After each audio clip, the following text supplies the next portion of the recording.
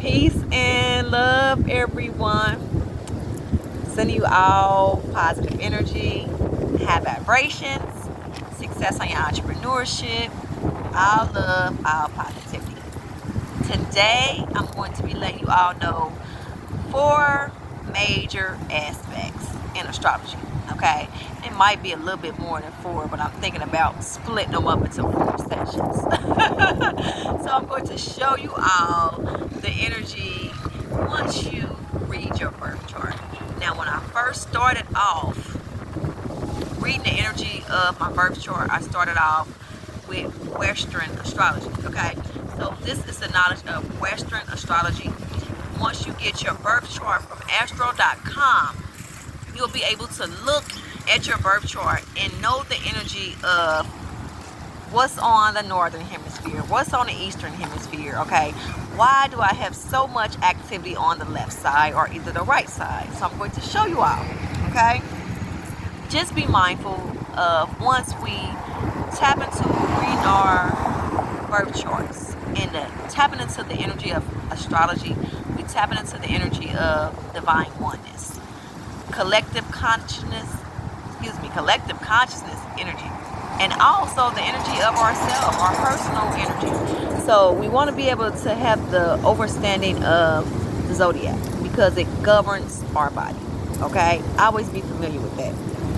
So start out by showing you what I did in the beginning of reading my birth chart. Okay, astro.com is very specific. It's going to be detailed. I'm going to let you all know, for your earth signs, it's going to have the color green, so it's specific. It's also going to break down each rising sign, sun sign, also moon sign, the first 3 signs as well. So if you're looking at your birth chart and it's facing you, okay, we're going to have 4 sessions. And we see this line here, they call this the equator line. And that's how they separate the directions of the zodiac. Okay, so in Western astrology, you have the Eastern Hemisphere that's going to be on the right side. Okay, then you have the Western Hemisphere. Where my hands at? Okay, East, West. Okay, North, South. Okay, so if you have a lot of activities on the right side, meaning a lot of planets, okay, let me show you. Well, this is on the actual left side, okay, from where I'm looking at, where I'm sitting. You see how this have a lot of activities?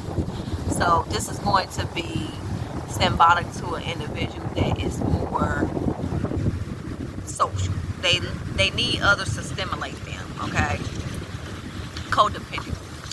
Then you have on the Eastern Hemisphere side, if you have a lot of activities on this side, this is symbolic to you being an introvert, more private, more independent individual, okay? I always be familiar with that. Now, if you have a lot of activities down here at your bottom, at the Northern Hemisphere, that is symbolic to you going to be having to do a lot of inner work. You're going to have to go inside internally and do a lot of inner work. Okay, that's what that's symbolic to.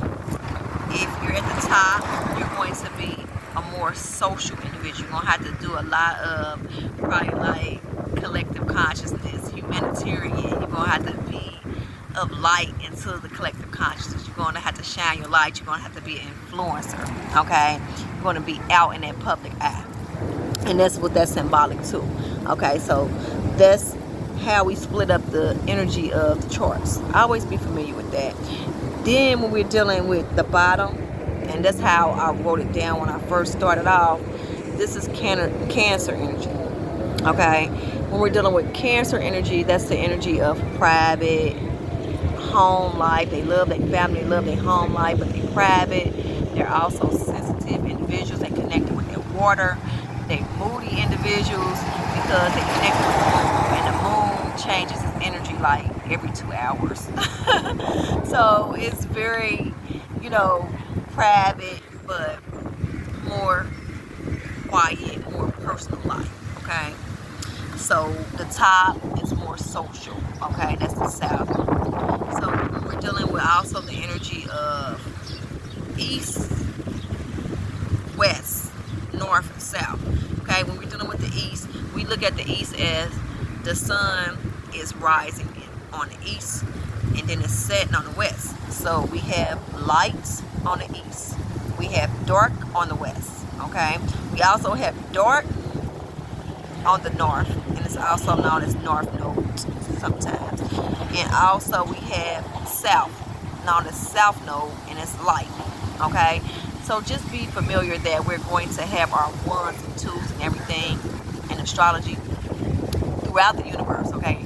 Everything is manifested in duality, okay? We had to have something beautiful.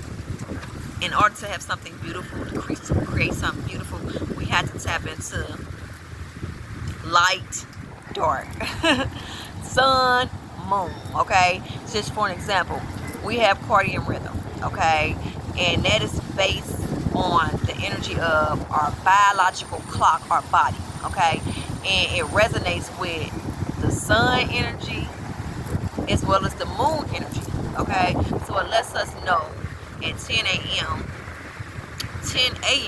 we are more alert, higher level of alertness around that time, okay? That's connected with the sun. That's the earth energy, the powerful energy on the planet.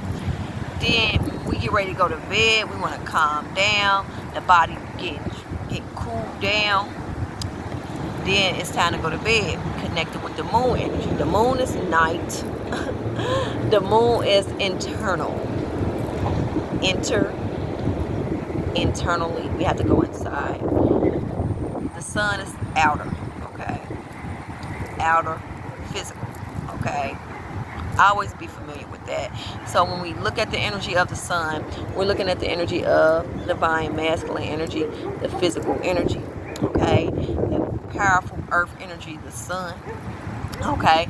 Then we look at the moon energy, we look at the dark, okay? The internal, going inside. So we're going to have to tap into both sides in order to create soul evolution, to have our spiritual discernment, okay?